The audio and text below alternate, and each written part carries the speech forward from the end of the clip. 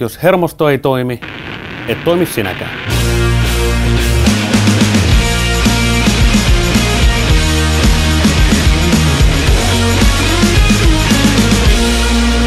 Chiropractic brings out the best in you. Moi, mä oon Pirjo ja olen Harrilla alkanut käymään 5 vuotta sitten. Ja mulla oli sitä ennen hirveät selkäkivut ja toi niskasäryt ja oli kipuja siis käsissä ja jaloissa myös. Ja kävin fysiatrilla ja fysioterapiassa ja lääkärissä ja se oli semmoinen jatkuva kierre.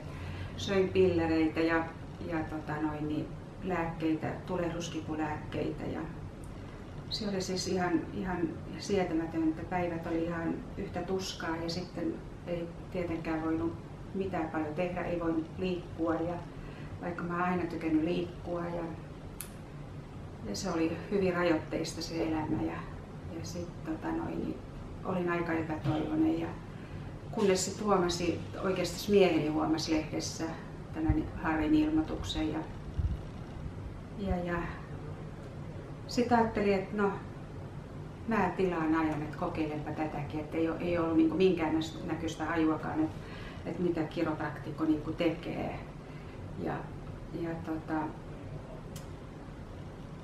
Tilasin sitten Harrille ajan ja kävi hänen tarkastuksessa ja tietysti vähän niin kuin pelotti, että mitä tämä nyt sitten on ja onko tästä niin kuin apua minulle.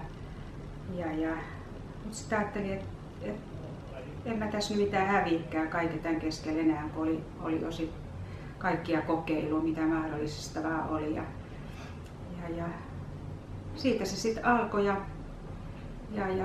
aluksi kävin 3 kertaa viikossa ja pikkuhiljaa se alkoi tuntua niin kuin sillä, että mä pystyin niin kuin liikkumaan paremmin ja tuntui niin kuin kevyemmältä olo ja sitten mä ajattelin, että mä jatkan tätä, että tää tuntuu hyvältä ja sitten Harrin kanssa aina välillä juteltiin ja oli nämä tarkastukset ja muut ja hän kertoi mikä on ja mulla oli hirveästi painoakin toisella puolella paljon enempi ja ryhti oli tosi huono ja me jatkettiin sitten aina tätä yhteistyötä. Tietysti aina ajattelin sitä, että tämä on kallista ja näin tuli siinäkin vaiheessa mieleen, että pystyykö niinku maksamaan tätä, että tämä on tosi kallista. Mä ajattelin, että uhraa sitä sit näihin lääkkeihin ja kaikkiin muihinkin hoitokeinoihin, että kyllä sitä rahaa sitten siihenkin menee.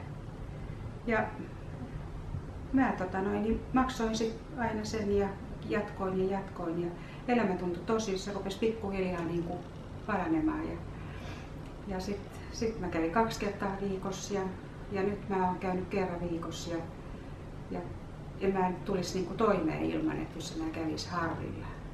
Kyllä hän on antanut mulle ihan loistavan avun niin kuin kaikissa näissä tässä 5 vuoden aikana, että kyllä mä todella kiitän häntä todella tästä tosi paljon, että hän on antanut mulle ihan uuden elämän. Tuskinpa mä pystyisin enää tekemään mitään semmoisia, mitä mä oon nyt tehnyt, liikkunut ja pystyn aika lailla elämään normaalia elämää. Että kehota kaikki, jotka vaan, että älkää kärsikö kivuista.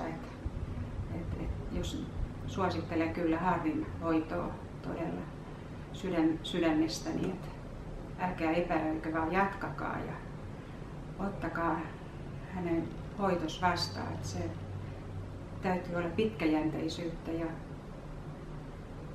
totta kai niitä huonoja päiviäkin sitten tulee aina välillä, mutta sitten voi aina tulla uudestaan ja kertoa niistä painoja ja muuta. Että ei kannata jättää kesken. Että kyllä mä oon huomannut ainakin sen, että se kuuluu mun ihan normaaliin elämän rutiiniin, että mä tuun tänne kerran viikossa ja Harri hoitaa mua.